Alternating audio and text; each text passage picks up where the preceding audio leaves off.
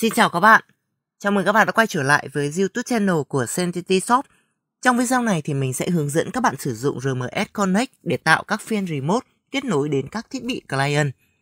RMS Connect là giải pháp quản trị tập trung cho các thiết bị router và gateway của Teltonika. Nếu các bạn có các hệ thống như các thiết bị PLC, các máy tính công nghiệp, camera hoặc bất cứ hệ thống nào kết nối vào router hoặc gateway và có thể quản trị qua các thiết bị này, thì các bạn cũng hoàn toàn có thể sử dụng RMS để truy cập vào thiết bị thông qua Telnet, SSH, SFTP, HTTPS hoặc Remote Desktop. Tùy thiết bị hỗ trợ giao thức nào thì chúng ta có thể sử dụng giao thức đó để truy cập. Đây là mô hình mà mình sẽ sử dụng để demo. Mình đang có hai site là Brand và HQ. Cả hai site này thì các router của mình đều đang sử dụng giải IP private, nghĩa là nó đang ở phía sau các router tại từng chi nhánh. Mình cắm mô hình này để các bạn có thể thấy với Teltonika thì chúng ta sẽ không cần IP public để có thể truy cập dịch vụ. Với IP1 ở trên các router thì cũng tương tự vậy thôi. Chúng ta sẽ không cần quan tâm đến các IP1 này, chỉ cần thiết bị online trên RMS là được. Máy tính của mình đang kết nối tại site HQ với giải IP 192.168.11.0/24. Tại site Brand mình đang có các thiết bị hoạt động và mình muốn tạo các session kết nối tới các thiết bị này. Do không có các cảm biến để demo, do vậy thì mình sẽ demo bằng tính năng Remote Desktop như mô hình này. Trong thực tế, nếu mà chúng ta có các máy tính công nghiệp, các máy chủ hoặc bất cứ một thiết bị nào hỗ trợ các giao thức có trong RMS như là HTTPS này, Telnet này, SSH thì chúng ta đều có thể truy cập được. Các bạn chỉ cần vào menu Remote Desktop.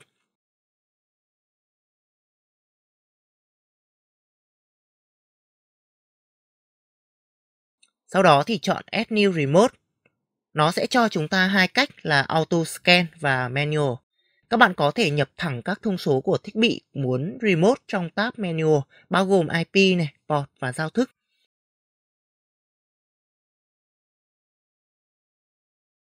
Hoặc là chọn Auto Scan. Sau đó thì chọn router đang kết nối đến các thiết bị đó, như trong mô hình của mình thì là root 240. Chọn Scan Device. RMS sẽ quét các thiết bị và các dịch vụ có sẵn trong mạng. Máy của mình đang có IP là 192.168.21.213 đây, và dịch vụ đang bật là Remote Desktop port 3389. Trên này chính là con root 240, hiện đang bật cả SSH và HTTPS. Nếu có các thiết bị khác thì nó cũng sẽ hiển thị ở đây. Các bạn chỉ cần chọn IP và port muốn truy cập. Với Remote Desktop thì chúng ta sẽ cần chọn Network Authent để xác thực bằng tài khoản của máy remote, sau đó thì nhấn Add. RMS sẽ tạo cho chúng ta một link và link này sẽ chỉ có hiệu lực trong một khoảng thời gian nhất định thôi. Do vậy thì các bạn không cần phải lo lắng về vấn đề bảo mật. Nếu mà muốn link có hiệu lực trong bao lâu thì chúng ta chọn trong cái phần duration này. Mặc định các link đều là 30 phút. Nhấn Generate để tạo link. Đăng nhập với tài khoản xác thực trên máy client.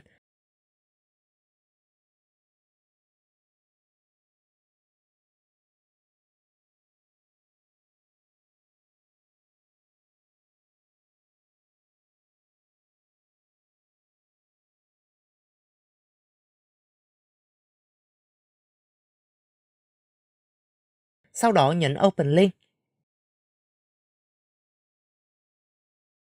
Như vậy là chúng ta có thể sử dụng RMS Connect để kết nối đến client được rồi. Dịch vụ khác thì cũng chỉ vậy thôi. Chúng ta có thể kết nối đến bất cứ IP nội bộ nào đang kết nối đến các thiết bị router hay gateway của chúng ta mà không cần quan tâm đến IP public là động hay là tĩnh. Hoặc các bạn cũng có thể copy link này để gửi cho một người nào đó có thẩm quyền truy cập vào và họ chỉ cần mở link này bằng trình duyệt web là được. Sau khi thời gian kết thúc thì link này sẽ không còn hiệu lực và sẽ không truy cập được. Rất là đơn giản đúng không ạ? Ok, như vậy chắc các bạn cũng đã có thể sử dụng RMS Connect để kết nối đến các dịch vụ của các bạn rồi. Nếu các bạn có bất kỳ góp ý hay là thắc mắc nào, hãy để lại comment để mọi người cùng trao đổi với nhau nhé.